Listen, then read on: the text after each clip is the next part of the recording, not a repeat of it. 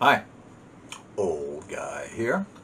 And the book today is Walter E. Hunt's Elements of Mind. Boy, it's kind of weird mixing with the camera here. Now, I picked this up in October of 2015. How do I know? Because it's autographed by the author, and he was kind enough to put the date down. Now, how'd that come about? Well, I was attending the Science Fiction and Fantasy Writers of America convention in Gaithersburg or Germantown or wherever the heck it was, don't really remember, that year. And it's a pretty good thing that Walter put the date down because my memory is almost presidential. SFWA is, or was before all the current silliness, one of the most relaxed and open conventions out there. It was nothing to sit at a table with Nancy Kress or Bud Sparhawk chewing the fat. That's where I met Alastair Reynolds, which was pretty much akin to meeting the royal family, and where Neil Clark of Clark's World fame and I exchanged open heart surgery stories, although not with enough pathos and camaraderie for him to accept any of the short stories I sent to his magazine. You know, it's like the guy has standards or something. It's also where I learned to play Terraforming Mars, the board game version, under the DI-like direction of SFWA's games master.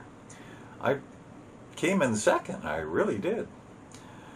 See, I fancy myself a sci-fi fantasy writer, and they're willing to tolerate my delusions and let me walk around and make a nuisance of myself.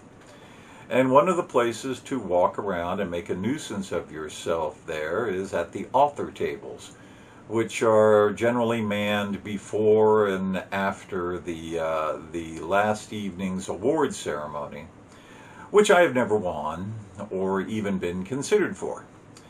But I managed to pick up some good books and signatures like this one.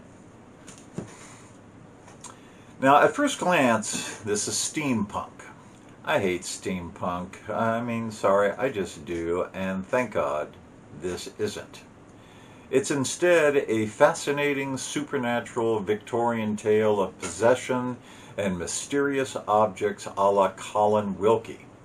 I mean, Charles Dickens shows up in this book, as does Thomas Carlyle, and the Raj, and enough steam-like stuff to placate the punks, even though that's not what this is. Told mostly from the viewpoint of Dr. William Davy, the head of England's Mesmerist Society, it is around the world in far more than 80 days, as Davy and a group of truly weird characters pursue a mysterious Indian statue which apparently contains a chthonic spirit or demon or something like that, intent on opening the glass door between our world and theirs and reclaiming domination of the earth. No, not Cthulhu, chthonic. How do the spirits intend to do this? Well, not sure, but involves a lot of possession of helpless young women and the inducement of heart attacks and big scary water demons. Cthulhu? No, chthonic. This is hair-raising and exciting and well done. I couldn't put it down, although it did tend to annoy. First, it suffers from modern-day conceptions of the Victorian age, you know, stiff upper lip and excessive obsession with propriety, like half-hour discussions about who can be in what room with whom before Victorian outrage is invoked, and excessive prickliness about honor and duty.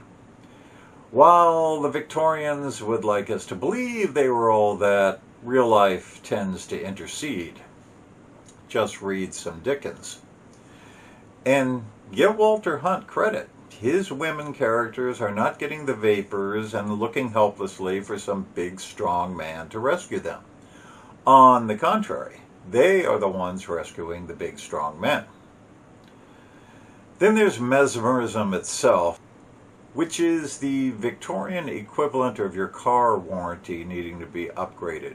Yes, a complete and utter fraud, except Walter Hunt turns it into a viable discipline fraught with fraud. You know, like house flipping.